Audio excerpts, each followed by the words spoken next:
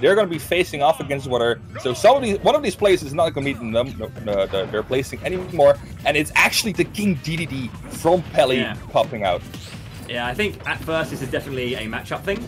You know, Dedede's a bigger body, and he can, being able to kind of brute force his way through a lot of these things as well.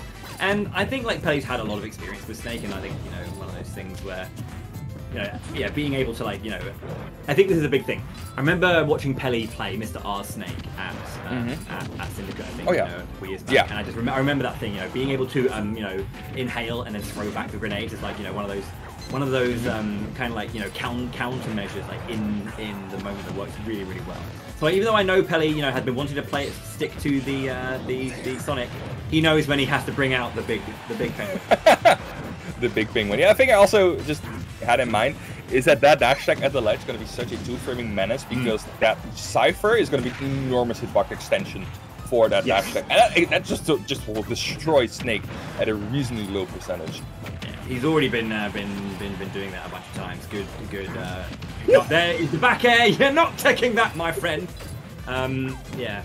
And also, it's just like the King's just annoying. He just does a lot of so much stuff that just gets in your way and just makes you move. Yeah. It's like constant small chips of damage. There's not really that long of an advantage take. It's just small hits.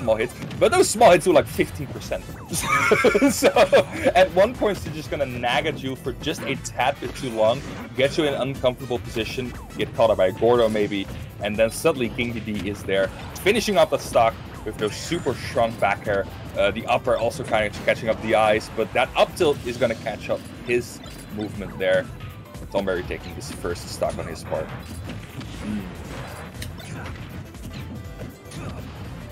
Now trying to make something work. I'm surprised they were going to FD, especially seeing how much Gordo can stick around on this stage, maybe for the grenades, just to get their maximum effect in. But Peli actually making this look really good. As you said, that set with Snake against Mr. R also went into Peli's favor, I believe. I think I think it was just about. I just know he's here. I know he's played Mr. R a bunch as well, and I think he has experience with this matchup. So, and I think specifically with this character. So it's definitely a bit of a comfort bit. So you can see there, right? He inhaled the first grenade, and whilst the second one was being prepared, threw it back, which catches Tomberry out whilst he's preparing the second grenade. And it's up to Tomberry here to notice that, and notice the way that Peli's playing this matchup, and where that experience lies, and what isn't, what is a risk and what isn't a risk right now. He tries to get back to the stage. Nikita trying to get him out of stage. Oh, the Gordo getting caught by the up smash, and then an up tilt to answer the jump in as well. Absorbed. Yeah, that's also a thing. Then Nikita can also be sent back in a straight line and be destroyed by Nikita's Gordo. going out just everywhere. Nikita back. It's like a tennis match. Ooh, wow. Ooh. Oh, no. I mentioned Wimbledon earlier. I guess the players were just hearing me in. Okay, gets through that. Catches the up smash again, like the armor as well on that up B recovery is super nice. Good dash attack just to catch that, close the space down as quickly as possible, as quickly as they could, excuse me, and get that stop.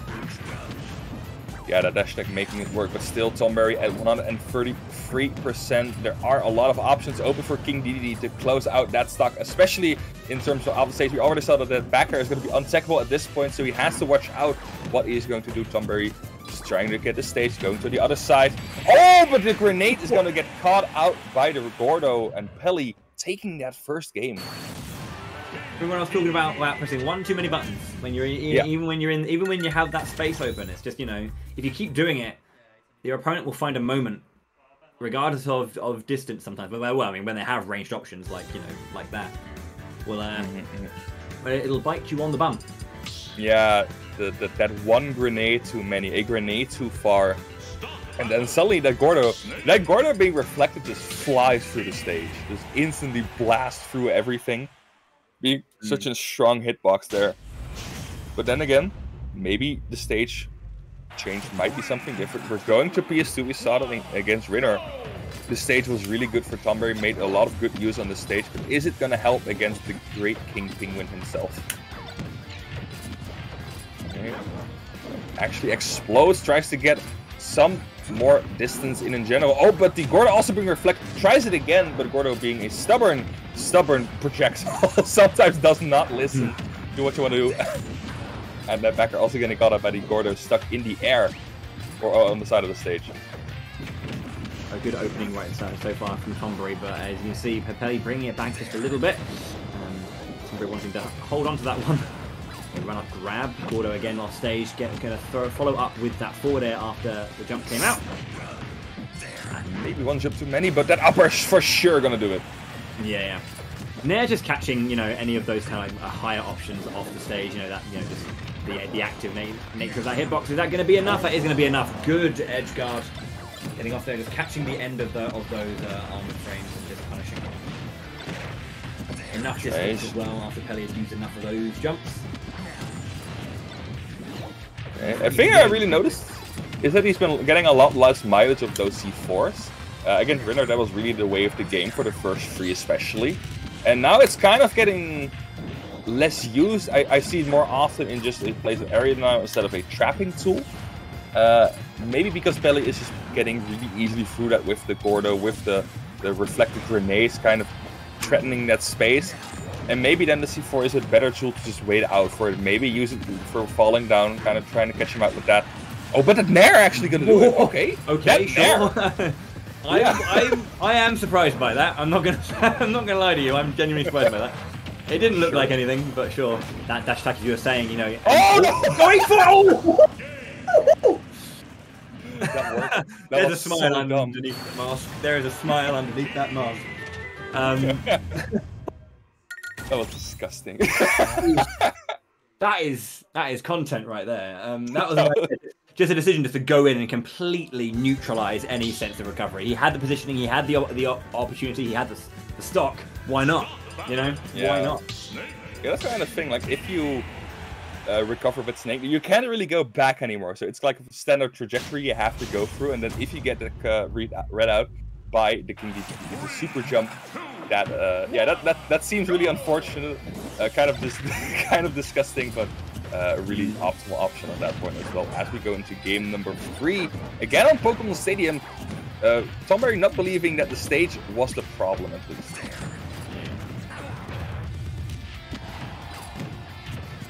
Okay, tries to get some damage. I think the thing that's scary about, at least the way I've seen Peli play this, again, it probably is like a weight thing here, but Peli's just not afraid just to kind of like take collateral damage. Not at all. No. He'll take whatever he needs to, but to get in and then do what he does. He only really kind of starts to really make that an issue when it's like 160 maybe. Like of course it's not reckless, but he's just if he knows that he can use his weight and his body to kind of, as I say, tank those hits and get in, he will.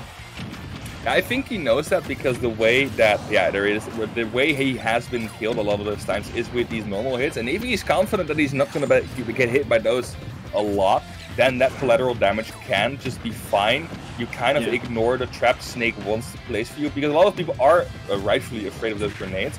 But if you have the confidence that you can get through them, you can get stuff like this done, almost getting the stock with great DI by Tomberry there. Wonderful DI indeed. We should mention that Tomberry had taken that first stock really, really well and was having a good, solid lead. But Peli just finding that one moment to get a little bit of damage in and get the right hits. That up tilt being that stock secure. Another forward air trying to come out from Tomberry, and Peli just catching that immediately. The grenade already, the hitbox of the grenade already reflecting that Gordo gets the read in. C4 is now on King DD. It's on himself now though, so he needs to watch out. I see that blinking light on his body. He needs to watch out with the detonation. I think he was about to go.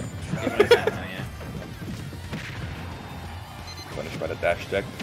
Oh, that's also a smart option to counter the Nikita. If you hit Snake during the Nikita, it will basically nullify it at that point. And I saw Peli go for it in I think it was the first game, but it kind of failed at that point.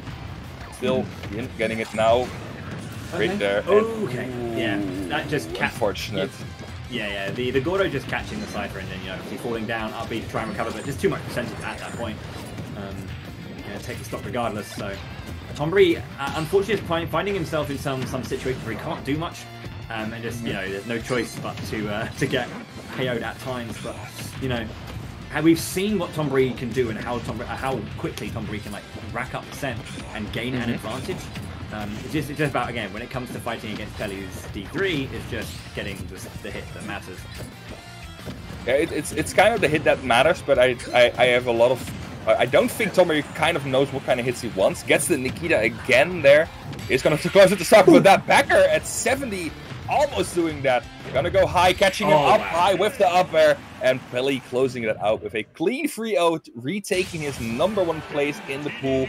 And now Tomberry has still a set on the board, but is going to lose out his first place.